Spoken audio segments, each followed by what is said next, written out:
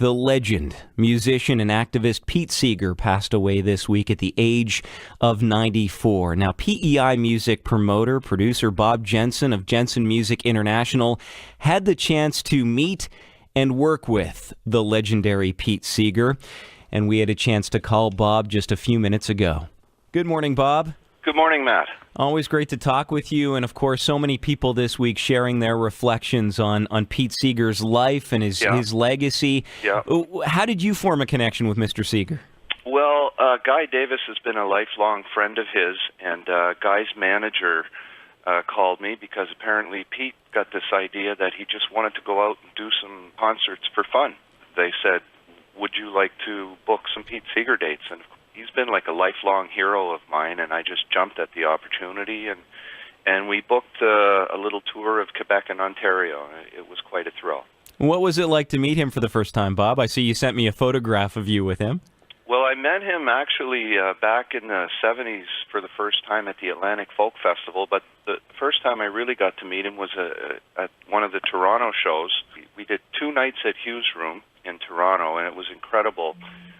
Everybody turned out. Gordon Lightfoot was there, and Sylvia Tyson came, and Michael Cole, the manager of the Rolling Stones, was there, and Stuart McLean. It was just endless. Everybody wanted to see Pete, and everybody wanted to meet Pete. But we snuck up into the green room, and we talked to Pete for a while. Guy Davis was up there, and I took my nephew up, and he actually sang some old songs to us, and it was quite a thrill. And it was great to work with him, and to with the little bit of work that I did do with him, I got the sense that still at 89 years old, he was as principled as he ever was.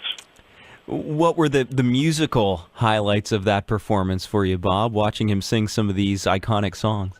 Well, I mean, I grew up with a lot of, the Kingston Trio and Pete Seeger and all that stuff from the early 60s, and when he walked on stage the first night, it just, I had goosebumps. And I'm one of these guys who sits like a bump on a log and never sings at concerts, but every time I've seen Pete Seeger, I belted out every song. He had this gift to make people sing. It was truly remarkable.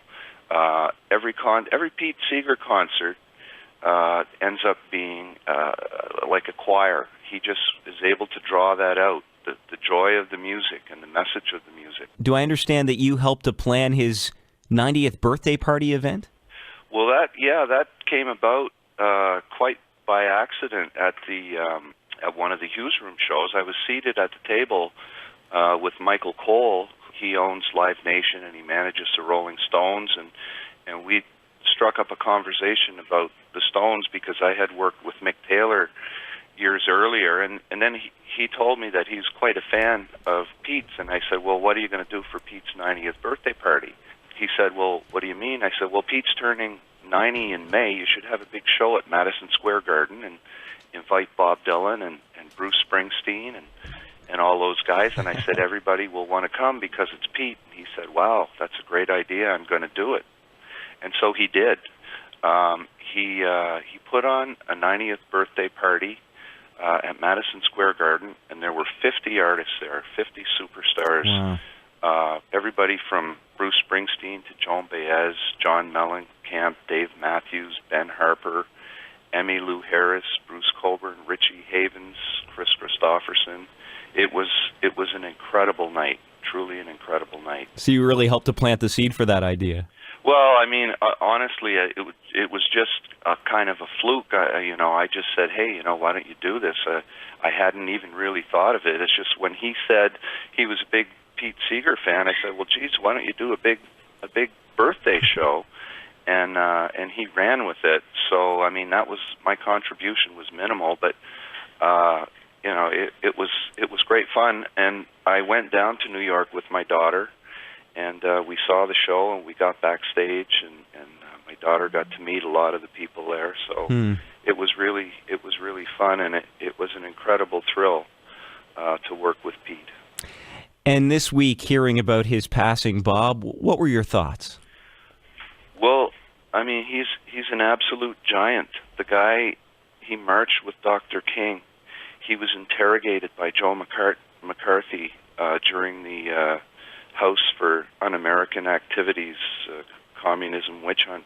He was there when they attacked Paul Robeson. He was blacklisted because of his communist affiliations.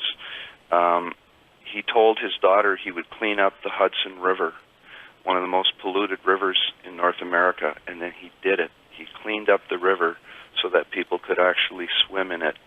He was there when Bob Dylan went electric for the first time and famously tried to unplug his amp, and so, I mean, in terms of unions, in terms of the environment, the anti-war movement, it's absolutely endless. I think that after Martin Luther King, that Pete Seeger was the greatest political activist of all time.